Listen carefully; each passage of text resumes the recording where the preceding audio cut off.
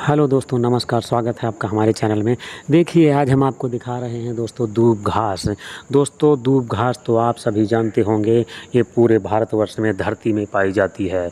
और दोस्तों, दूब घास इतनी फ़ायदेमंद है कि जिस व्यक्ति को चश्मा लगा होता है, जिस व्यक्ति को चश्मा लग जाता है 40 साल के बाद, और इस दूब घास की वजह से चश्मा उसका उतर सकता है हमेशा के लिए।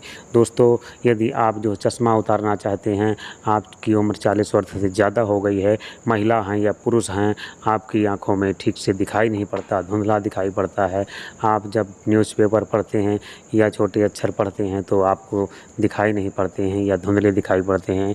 तो इसके लिए आप दोस्तों, दूब घास में आप सुबह-सुबह, जब दूब घास ओस से भरी हुई हो, नंगे पाँव आपको आधा घंटे तक, 1 घंटे तक, जितना आप घूम सकें धूप निकलने से पहले, जब तक पूरी भरपूर मात्रा में ओस पड़ी हो दूब घास में, तब तक आप भरपूर मात्रा में खूब घूमें।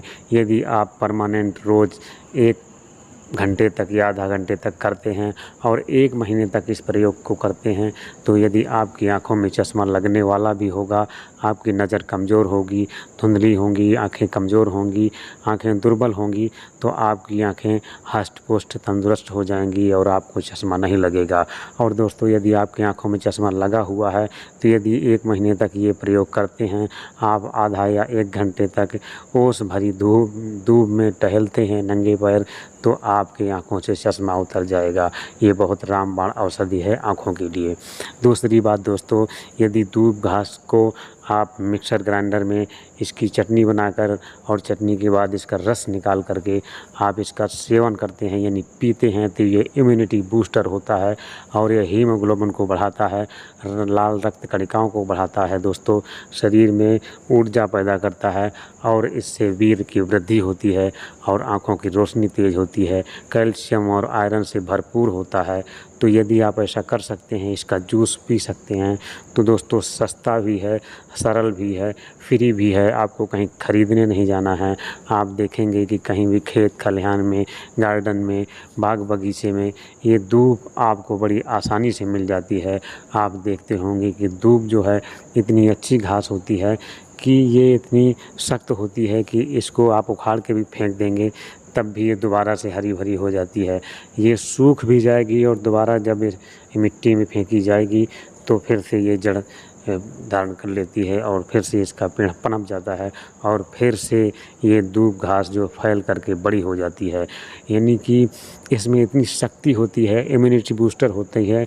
मैं समझाना ये चाहता हूँ कि जिस प्रकार से दूब घास को तोड़ मरोड़ करके, उखाड़ करके, सूखा करके फेंक दिया जाता है और जब ये पुनः ज़मीन में आती है तो फिर से अपना रूप ले लेती है और फिर से नया रूप धारण कर लेती है और जब फिर से हरी भरी हो जाती है। तो मेरे कहने का मतलब ये है कि इतनी शक्तिशाली होती है, इसका यदि जूस पिया जाए, कोई भी पी सकते हैं, बच्चे, महिला, पुरुष, बुजुर्ग, बड़े बूढ़े, कोई भी पी सकते हैं। यदि इसका सेवन आप 1 महीने तक करते हैं तो आपको खुद ब खुद समझ में आ जाएगा कि वास्तव में दूब जो है कितनी गुणकारी है, कितनी लाभकारी है, कितनी इसमें जो है शक्तियाँ भरी हुई हैं। आपका शरीर और आपका जो है आँखों की रोशनी, आपके शरीर में खून और जो आयरन की कमी हो जाती है, जो कैल्शियम की कमी हो जाती है, वो पूरी तरीके से भरपूर हो जाएगी, पूर्ण हो जाएगी। आपका शरीर जो कमज़ोर रहा होगा वो बिल्कुल स्वस्थ हो जाएगा। आँखों की रोशनी यदि कमज़ोर रही होगी तो आपकी आँखों की रोशनी बढ़ जाएगी। आपके यदि चश्मा लगा होगा तो चश्मा उतर जाएगा और चश्मा लगना होगा तो चश्मा नहीं लगेगा। ये बहुत रामबाण औषधि है दोस्तों। आप इसे अपने गार्डन में लगाइए, खेत खलिहान में लगाइए। आपके यदि गमले में लगा सकते हैं तो आप इसे गमले में भी लगाइए और कोशिश करें कि इसका जूस पिएं दोस्तों।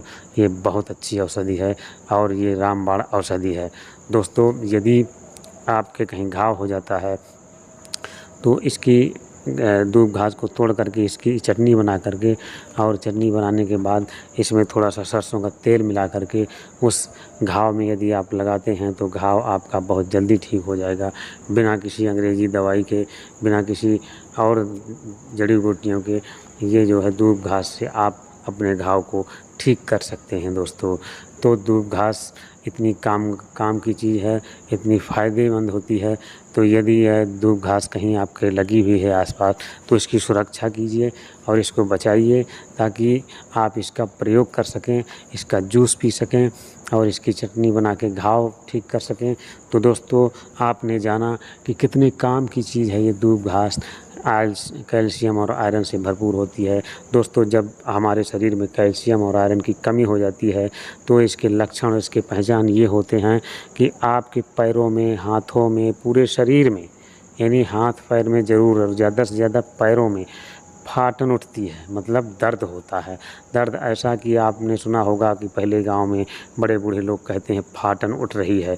तो फाटन उठ रही में क्या करते थे कि वो जो है चमगादड़ की हड्डी बांधते थे पैरों में, कि जो पैरों का दर्द है, हाथों का दर्द है, वो इससे ठीक हो जाएगा चमगादड़ की हड्डी से। जबकि ऐसा कहीं कुछ नहीं होता है दोस्तों। हमारे शरीर में कैल्शियम और आयरन की इतनी ज़्यादा ज़रूरत पड़ती है, इतनी अधिक ज़रूरत पड़ती है कि इसकी कमी हमारे शरीर में बनी ही रहती है, क्योंकि ये हमेशा क्षीण होता ही रहता है। इसका यूज बहुत होता है हमारे जीवन में। हमारा शरीर जो है इसको यूज बहुत करता है। मेन काम जो है, जो भी आप काम करते हैं, जो भी आप ताकत का काम करते हैं और जो हमारे शरीर में खून बनता है, ये आयरन से ही खून बनता है दोस्तों। और हमारे शरीर में आयरन देने वाली चीज़ें, आयरन बनाने वाली चीज़ें, यानी खून बनाने वाली चीज़ें, खून देने वाली चीज़ें दोस्तों हमारे शरीर में पर्याप्त मात्रा में मिलती रहना चाहिए। चाहे वो जिस प्रकार से आप प्राप्त करें, आप आयुर्वेदिक रूप से प्राप्त करें या आप कोई भी जैसे आपको जल्दी में नहीं कोई चीज़ मिल रही है, तो आप इसका आयरन से युक्त जो सिरप होते हैं, कैल्शियम से युक्त जो सिरप होते हैं, उन सिरप, कैल्शियम और आयरन के सिरप का भी प्रयोग कर सकते हैं।